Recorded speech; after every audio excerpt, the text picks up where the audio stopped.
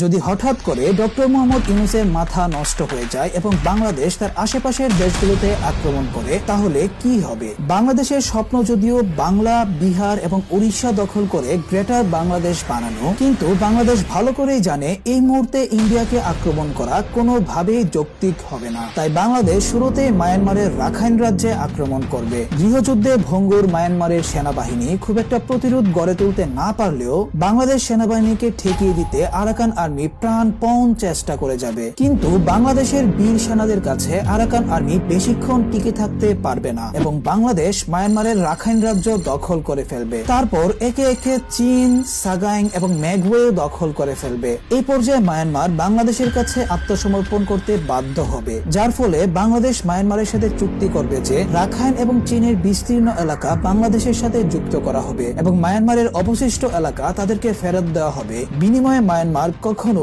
চীন এবং রাখাইনকে নিজেদের বলে দাবি করতে পারবে না। তারপর বাংলাদেশ চীন এবং রাখাইনকে বাংলাদেশের বিভাগ হিসেবে ঘোষণা করে সেখানে রোহিঙ্গা জনগোষ্ঠীকে স্থানান্তর করবে। এই পর্যায়ে বাংলাদেশ গ্রেটার বাংলাদেশ পরিকল্পনায় ফেরত যাবে, কিন্তু সেটা পার্ট 2 তে ব্যাখ্যা করা হবে। পার্ট 2 দেখতে চাইলে ভিডিওতে লাইক দেওয়ার পর কমেন্ট করে আমাকে জানান তো।